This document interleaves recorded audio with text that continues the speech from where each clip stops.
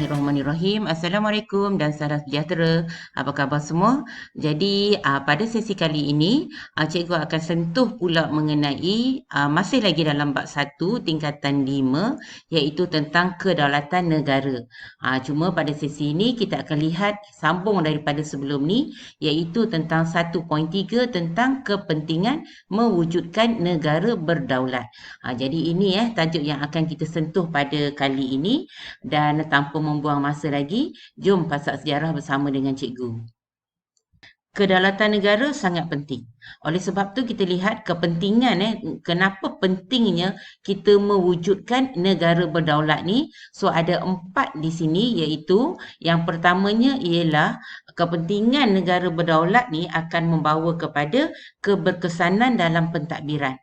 Yang keduanya akan membawa kepada kemakmuran ekonomi. Yang ketiganya ialah kesejahteraan sosial dan yang keempat ialah akan membawa kepada kecemerlangan hubungan luar kita dengan negara lain. Jadi ini 4 kepentingan untuk mewujudkan negara berdaulat iaitu cikgu ulang balik. Yang pertamanya keberkesanan dalam pentadbiran, yang kedua kemakmuran ekonomi, yang ketiga kesejahteraan sosial dan yang keempat kecemerlangan hubungan luar.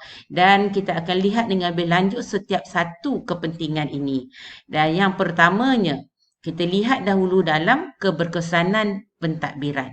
Kedaulatan secara tidak langsung akan memberi kebebasan kepada negara untuk menjalankan urusan pentadbiran tanpa campur tangan kuasa luar.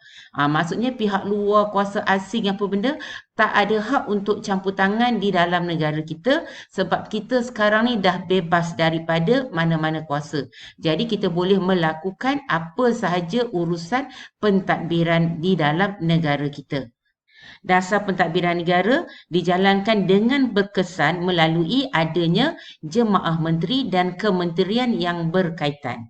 Selain daripada itu, keberkesanan pentadbiran dapat dilihat dalam kerjasama dan pengagihan kuasa antara kerajaan persekutuan dengan kerajaan negeri. Jadi di sini juga kita dapat lihatlah di mana pentadbiran kita akan berjalan dengan lancar dan tidak akan berlaku pertindihan kuasa di sini.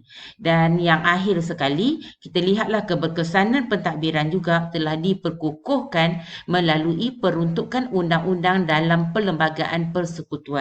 Jadi dalam keberkesanan pentadbiran ni kita akan lihat di mana kita bebas untuk menjalankan urusan pentadbiran kita, di mana pentadbiran kita menjadi berkesan melalui jemaah menteri dan juga kementerian yang berkaitan yang menjalankan urusan pentadbiran negara kita. Dan selain daripada itu, kita lihat adanya kerjasama dan pengagihan kuasa antara kerajaan persekutuan dengan kerajaan negeri, dan kita ada juga peruntukan undang-undang di dalam perlembagaan persekutuan dalam negara kita. Jadi itu tentang keberkesanan pentadbiran. So kita lihat pula yang kedua iaitu kemakmuran ekonomi.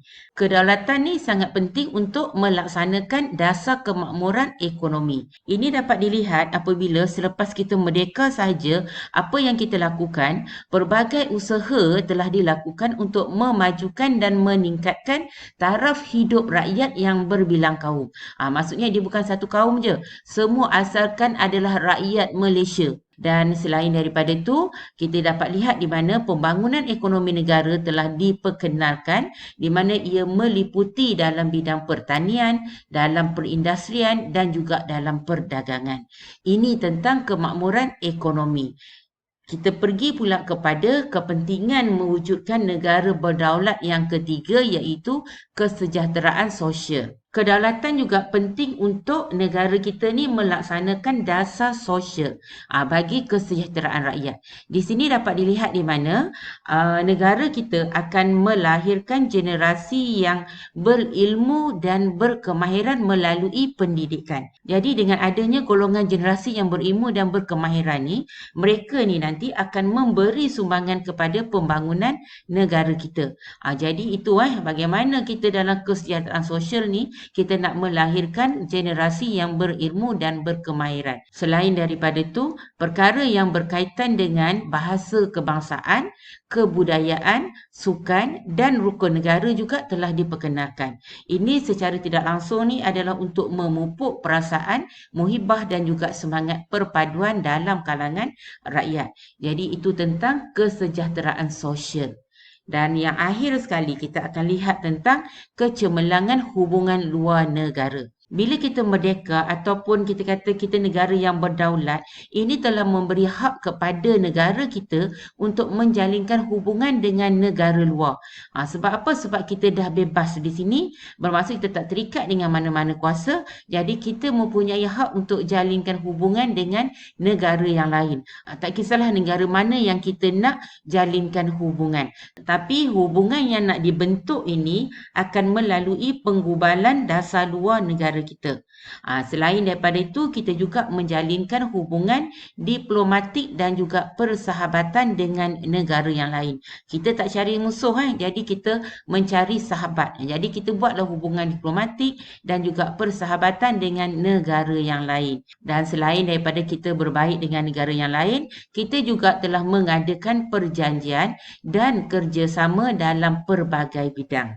Di sini kita dapat lihat di mana mungkin kita adakan hubungan kerjasama dalam perdagangan.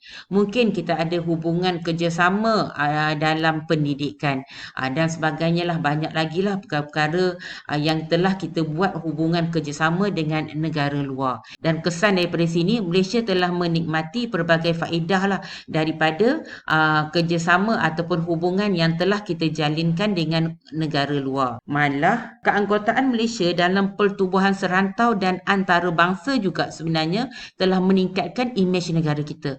Hubungan serantau ni maksudnya kita ada hubungan dengan negara-negara jiran kita. Contoh, kita ada hubungan dengan Indonesia, kita ada hubungan dengan Singapura, dengan Thailand, dengan Filipina. Kayaknya kawasan-kawasan di Asia Tenggara itu adalah hubungan serantau. Dan juga kita juga mempunyai hubungan dengan negara-negara luar, iaitu di peringkat antarabangsa, seperti kalau kita lihat itulah macam Amerika ke, Britain ke dan sebagainya. Jadi hubungan inilah yang kita lihat nanti yang telah meningkatkan imej negara kita. Dan selain daripada itu, masyarakat antarabangsa juga sebenarnya telah mengakui peranan dan kebolehan negara kita setaraf dengan negara yang lain.